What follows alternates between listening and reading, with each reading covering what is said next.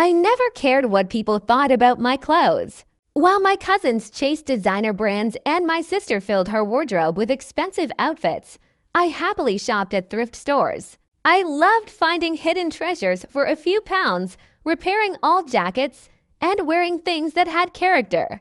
My family didn't see it that way. They laughed every holiday, calling me thrift store girl every birthday, every family dinner. The nickname came back. They assumed I dressed cheaply because I was broke, unsuccessful, and couldn't afford better. I never corrected them. After university, everyone expected me to get a regular office job. Instead, I quietly accepted a remote position at a small technology company. The salary wasn't impressive, but I believed in the founders. When they couldn't pay large bonuses, they offered employees stock options. Most people ignored them or sold them immediately. I kept every single share because I believed the company would eventually become something special. Years passed. My family continued making jokes whenever they saw me wearing secondhand clothes. My sister often rolled her eyes and asked why I couldn't dress like an adult. My parents worried that I wasn't earning enough. My cousins compared cars, holidays, and luxury purchases while I listened without saying much. I drove the same old hatchback, lived in a modest flat, and saved nearly everything I earned.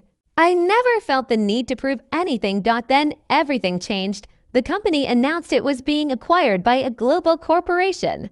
Overnight, the value of my stock options exploded. Lawyers, financial advisors, and accountants suddenly became part of my daily life. After taxes and paperwork, my bank balance reached nearly $9 million.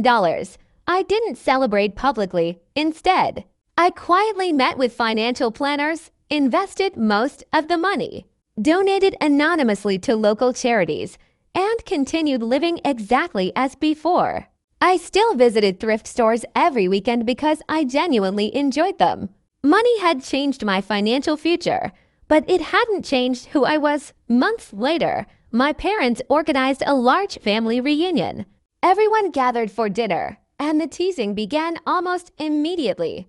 Still shopping at charity shops. One cousin laughed. My sister smiled. One day we'll buy you some real clothes. I simply smiled and changed the subject. After dinner, my father asked if I could help him transfer some money using his online banking.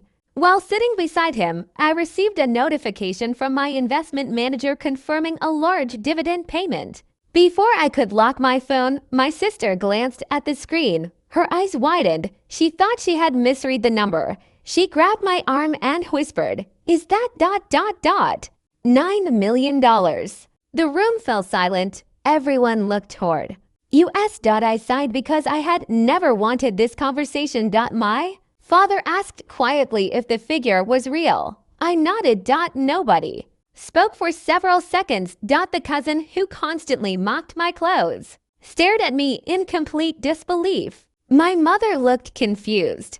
My sister kept asking whether it was some kind of joke. I explained everything calmly: the small company, the stock options, the acquisition, and years of patient investing. I told them I had never hidden it. They had simply never asked about my work beyond making assumptions. The atmosphere changed. Instantly. The same relatives who once laughed at my thrift shopping suddenly praised my financial discipline. Some asked for investment advice. Others wanted business opportunities. One cousin even joked that he had always admired my simple lifestyle. I recognized the difference immediately. Their respect hadn't appeared because of my character. It appeared because they finally knew the number in my bank account. That realization hurt more than all the old jokes. A week later, my sister came to visit alone. She apologized sincerely. She admitted she had judged success by appearance, assuming expensive clothes meant financial security while simple clothes meant failure. She confessed that she carried significant credit card debt from trying to maintain a luxury lifestyle she couldn't truly afford. For the first time, we had an honest conversation. I helped her create a realistic financial plan, not by giving her millions, but by teaching her budgeting, investing, and avoiding unnecessary debt. I paid for her appointment with an independent financial advisor because I wanted her to build lasting habits rather than depend on me that slowly. Our relationship improved. The family jokes disappeared. People stopped calling me thrift store girl. But I never stopped visiting thrift stores. I still found unique jackets, vintage books, and quality furniture for a fraction of retail prices.